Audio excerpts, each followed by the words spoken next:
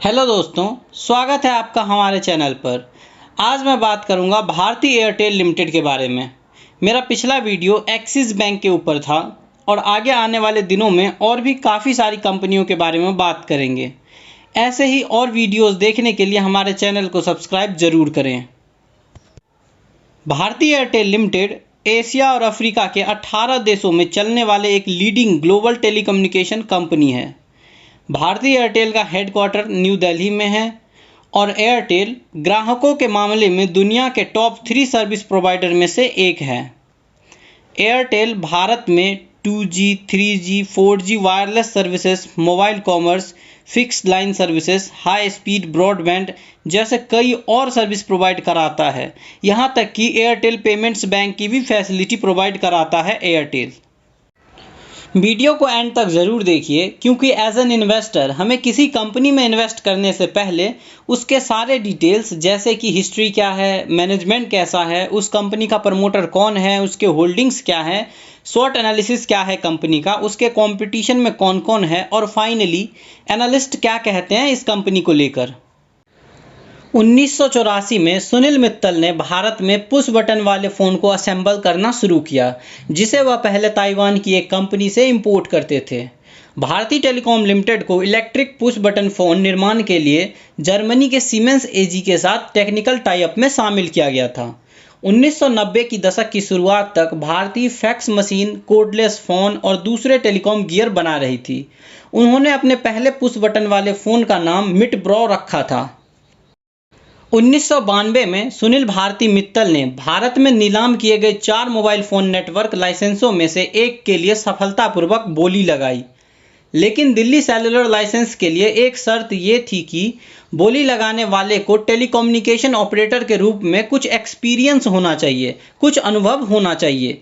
इसीलिए सुनील मित्तल ने फ्रांस के एक टेलीकम्युनिकेशन ग्रुप विवेंदी के साथ सौदा किया। वे पहले भारतीय एंटरप्रेन्योर में से एक थे जिन्होंने मोबाइल दूरसंचार बिजनेस को एक प्रमुख विकास के क्षेत्र के रूप में पहचाना। उनकी योजनाओं को फाइनली 1994 में गवर्नमेंट के द्वारा अप्रूव किया गया और उन्होंने दिल्ली में सर्विस देना शुरू किया 1995 में, जब एयरटेल ब्रांड के नाम से भारती सेलुलर लिमिटेड का गठन किया गया। कुछ ही वर्षों में एयरटेल 20 लाख मोबाइल कस्टमर का आंकड़ा पार करने वाली पहली टेलीकम्युनिकेशन कंपनी बन गई। 1999 में भारतीय एंटरप्राइज ने जेटी होल्डिंग्स का कंट्रोल एक्वायर किया और कर्नाटक और आंध्र प्रदेश में सेल्युलर संचालन का विस्तार किया। 2002 में भारती एयरटेल पब्लिक डोमेन में आई और कंपनी के shares Bombay stock exchange and national stock exchange पर लिस्ट हुई। जुलाई 2004 में एयरटेल ने हेलो ट्यून सेवा लॉन्च की और ऐसा करने वाला भारत का पहला ऑपरेटर बना। उस टाइम पर AR रहमान के द्वारा कंपोज की गई एयरटेल थीम सॉन्ग भी बहुत पॉपुलर हुई थी। उसके बाद कंपनीज ने बहुत सारे एक्विजिशंस किए, मर्जर्स किए गए।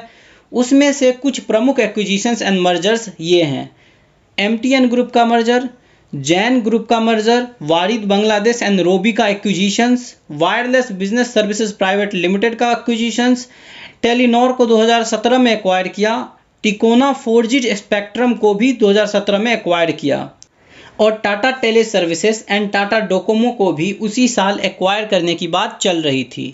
इस बात को लेकर केस भी हुई थी, लेकिन फाइनली कुछ शर्तों के साथ 2019 में एयरटेल ने टाटा टेली सर्विसेज को अपने में मिला लिया। भारतीय एयरटेल की associate company Airtel Africa London stock exchange and Nigerian stock exchange पर लिस्टेड है। अब हम एयरटेल कंपनी की मैनेजमेंट की बात करते हैं। एयरटेल की पेरेंट कंपनी है भारती एंटरप्राइज लिमिटेड। एयरटेल के चेयरमैन हैं Sunil Bharti Mittal, Gopal Vittal MD and CEO हैं और भी काफ़ी एक्सपीरियंस्ड डायरेक्टर और की पर्सन सब हैं। अगर बात करें एयरटेल के प्रमोटर्स की होल्डिंग की तो भारती टेलीकॉम लिमिटेड के पास 35.8% शेयर्स हैं। पेस्टल लिमिटेड के पास 13.8% शेयर्स है। इंडियन कॉन्टिनेंट इन्वेस्टमेंट लिमिटेड के पास 6% शेयर हैं एयरटेल में। और प्रमोटर सब थोड़ा थोड़ा अपने होल्डिंग्स को कम कर रहे हैं quarter by quarter. Share holder pattern की बात करें तो एयरटेल में प्रमोटर के पास 55.9% शेयर होल्डिंग है, फॉरेन इन्वेस्टर के पास 18.6% है, म्यूचुअल फंड के पास 12.8% है, दूसरे इंस्टीट्यूशंस सब के पास 7.6% है और वहीं पब्लिक के पास सिर्फ 5.2% शेयर्स हैं एयरटेल के। शॉर्ट एनालिसिस से हमें कंपनी की स्ट्रेंथ एंड वीकनेस के साथ साथ अपॉर्चुनिटी एंड थ्रेट्स का भी पता चलता है, जिससे हमें डिसीजन लेने में आसानी होती है कि इस कंपनी में निवेश करना चाहिए कि नहीं करना चाहिए। स्ट्रेंथ क्या है एयरटेल की? म्यूचुअल फंड पिछले कुछ महीनों से लगातार एयरटेल में अपने होल्डिंग्स बढ़ा रही है। इसका मतलब है कि म्यूचुअल फंड को ग्रोथ दिख रहा है एयरटेल कंपनी में। एयरटेल पिछले 5 साल से लगातार हाईएस्ट रिटर्न दे रही है अपने इन्वेस्टर्स को। एयरटेल के प्रमोटर ने अपना शेयर्स गिरवी नहीं रखा हुआ है, जो कि अच्छी बात है, एक अच्छे मैनेजमेंट की पहचान है ये। फॉरेन इन्वेस्टर भी अपना होल्डिंग्स बढ़ा रहे हैं एयरटेल में। हाल ही में बताया गया कि इनके ऑपरेटिंग प्रॉफिट में काफ़ी अच्छा ग्रोथ हुआ है। तो ये कुछ स्ट्रेंथ थे। अब बात करते हैं वीकनेस की। वीकनेस क्या है एयरटेल की? एयरटेल कंपनी में तो स्ट्रेंथ से ज़्यादा वीकनेस नज़र आ रही है। एयरटेल कंपनी ने काफ़ी डेट ले रखा है दूसरों से, जिसका परिणाम ये हुआ है कि अर्निंग से ज़्यादा ये इंटरेस्ट पे करते हैं। कंपनी भले ही इक्विटी वालों को प्रॉफिट होने पर भी एक ढेला ना दे, लेकिन डेट वालों को तो इंटरेस्ट देना ही पड़ेगा, चाहे इनकम हो या ना हो। इसीलिए अर्निंग से ज़्यादा तो इन्होंने इंटरेस्ट पे किया है। कुछ ब्रोकर हाउस ने इनके प्राइस रिकमेंडेशन को कम किया है। जैसा कि हम न्यूज़ और टीवी में देखते हैं, डिफरेंट टारगेट दिया जाता है एनालिस्ट के द्वारा। एनालिस्ट ने इनके प्राइस को डाउनग्रेड किया है। इनका चार्ट भी कुछ खास नहीं है, ऑलमोस्ट बेयरिश जैसा स्वभाव है चार्ट के ऊपर। म्यूचुअल फंड ने अपने होल्डिंग्स बेचे थे पिछले क्वार्टर में। दोस्तों, हर कोई अपना ज़्यादा से ज़्यादा प्रॉफिट बुक करना चाहता है, इसीलिए कभी शेयर बेचते हैं और फिर प्राइस कम होने पर खरीद भी लेते हैं। एयरटेल के नेट प्रॉफिट में भी कमी आई है। प्रमोटर्स अपने शेयर होल्डिंग कम कर रहे हैं। ओवरऑल कंपनी का फाइनेंशियल अभी वीक नज़र आ रहा है। वीकनेस को देखकर काफ़ी इन्वेस्टर मायूस हो जाते हैं, लेकिन अब अपॉर्चुनिटी देख के हो सकता है कि वो दोबारा एयरटेल में इन्वेस्ट करने का सोच सकें। जितने भी वीकनेसेस थी, ऑलमोस्ट वही अपॉर्चुनिटी अवेलेबल है एयरटेल के पास। बस मौका भुनाने की ज़रूरत है, जिसमें एयरटेल काफ़ी एक्सपीरियंस्ड है और जल्दी ही रिकवर कर जाएगी। थ्रेट 2 हैं, एक्सपेंसिव वैल्यूएशन और increasing trend in non core income. पहला थ्रेट तो नॉर्मल है, लेकिन लोग सोचेंगे कि कोई भी कंपनी जब इनकम बढ़ता है तो वो थ्रेट कैसे माना जाएगा, जब नॉन कोर इनकम बढ़ेगा तो थ्रेट कैसे माना जाएगा। अब आप एक बात बताओ, आपने पैसा लगाया किसी सॉफ्टवेयर कंपनी में, उसका ग्रोथ देख के, उसके फ्यूचर को देख के, लेकिन आपको ये पता चले कि वो कंपनी सॉफ्टवेयर बना के तो कम ही पैसा अर्न कर पा रही है, लेकिन उसका साइड बिजनेस है एक चप्पल मैन्युफैक्चरिंग का, जिसका अर्निंग लगातार बढ़ रहा है। इस बात से इन्वेस्टर पर इफेक्ट पड़ेगा और हो सकता है कि वो अपना शेयर बेच के निकल जाए, क्योंकि उसने पैसा लगाया था सॉफ्टवेयर कंपनी पे, ना कि एक चप्पल वाली कंपनी पे। हालांकि एयरटेल चप्पल सब में तो डील नहीं करती है, लेकिन नेटवर्क प्रोवाइडिंग के अलावा बहुत कुछ में डील करती है, जैसा कि हम देख पाते हैं रिचार्ज करते टाइम पे, जो कि एक थ्रेट है कंपनी के लिए। एज एन इन्वेस्टर देखें तो ये थे कुछ थ्रेट, जिसके साथ हमने पूरा शॉर्ट एनालिसिस कंप्लीट किया है एयरटेल का। एयरटेल का मार्केट कैप 2,94,592.3 करोड़ है।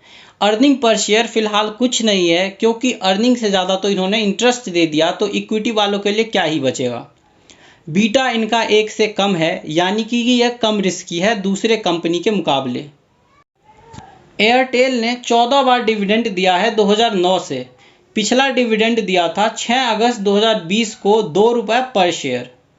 बोनस इशू अभी तक नहीं दिया है कंपनी ने 2000 ईस्वी से लेकर 2021 तक। स्प्लिट की बात करें तो 2009 में इन्होंने अपने शेयर्स स्प्लिट करा था। 10 रुपये फेस वैल्यू वाले शेयर्स को 5 रुपये में बदला था। यानी अगर आपके पास 10 रुपये वाले 100 शेयर्स हैं, तो आपको स्प्लिट करने के बाद 100 के जगह 200 शेयर्स दिए जाएंगे 5 रुपये फेस वैल्यू वाले। भारत में कुल 8 लिस्टेड कंपनी है टेलीकम्युनिकेशन के। एयरटेल को देखा जाए अगर मार्केट कैप के हिसाब से, तो उन 8 में से सबसे बड़ी कंपनी है Airtel. Vodafone idea limited second number पर है। यहाँ पर जियो की बात इसलिए नहीं कर रहे हैं क्योंकि ये लिस्ट नहीं हुई है अभी किसी भी स्टॉक एक्सचेंज पे। इनका मेनली दो कॉम्पिटिटर हैं, जियो और Voda idea. Price change analysis कुछ इस प्रकार से है।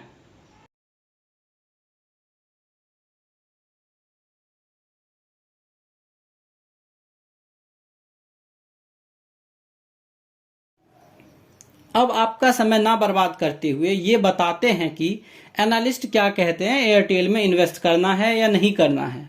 25 ब्रोकर ने ये बताया कि एयरटेल में अभी पैसा लगा सकते हैं हम, और इनका एवरेज टारगेट प्राइस है 700 रुपये, जो कि अभी के प्राइस के मुकाबले 30% से भी ज़्यादा है। तो आप भारतीय एयरटेल लिमिटेड में इन्वेस्ट कर सकते हैं। तो दोस्तों, ये वीडियो आपको कैसा लगा कमेंट करके हमें ज़रूर बताएं। शेयर करें अपने फ्रेंड्स एंड फैमिली को। किसी प्रकार के चेंज के लिए आप हमें कमेंट करके बता सकते हैं। Thanks for watching the video.